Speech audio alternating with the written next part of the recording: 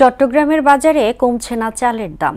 50 কেজির বস্তা প্রতি দাম বেড়েছে 250 থেকে 300 টাকা, আর খুচরায় কেজি প্রতি 5 থেকে 6 টাকা বেড়েছে প্রায় সব ধরনের চালের দাম। বড় বড় প্রতিষ্ঠানগুলোর মজুতের কারণে দাম বাড়ছে বলে অভিযোগ চাল ব্যবসায়ীদের। সুমন কুমারদের প্রতিবেদন, জানাচ্ছেন আফরিন পপি।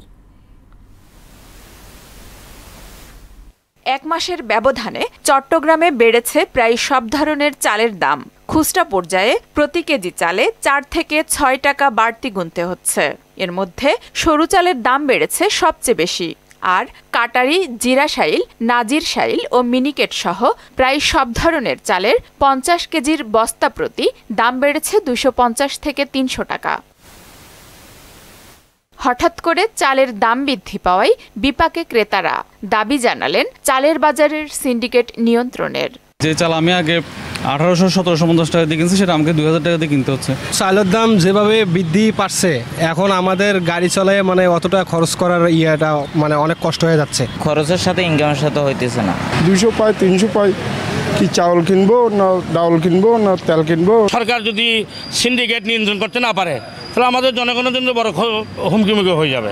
উত্তরবঙ্গের মিলাররা সিন্ডিকেট করে চালের দাম বাড়াচ্ছে বলে জানান পাহাড়তলী বণিক সমিতির সাবেক সাধারণ সম্পাদক। 4-5টা কারণে এই চালের বাজারটা অস্থিতিশীল সৃষ্টি হয়েছে। তো এই অস্থিতিশীল থাকার কথা না, দেশে পর্যাপ্ত পরিমাণ দাম চাল আছে, কোনো দাম চালের কোনো অভাব বলতে কোনো কিছুই নাই। দীর্ঘদিন ধরে সিন্ডিকেটের বিরুদ্ধে কথা বলার পরও চালের দাম নিয়ন্ত্রণে আসছে না। সিন্ডিকেট বন্ধ করতে হলে সরকারকে সদিচ্ছা ও আন্তরিকতার সাথে এগিয়ে আসতে হবে।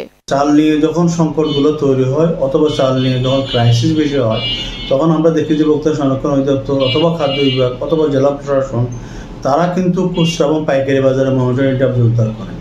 কিন্তু হোয়ারেস যারা এই সংকটের মূল হোতা, মিল মালিক এবং কর্পোরেট গ্রুপ, তাদের দিকে কেউ কিন্তু যাচ্ছে না। সরকার চালের বাজার সিন্ডিকেট মুক্ত করে সাধারণ মানুষের ক্রয় ক্ষমতার মধ্যে নিয়ে আসবেন, এমনটাই প্রত্যাশা সকলের। আফরিন পপি, মোহনা সংবাদ।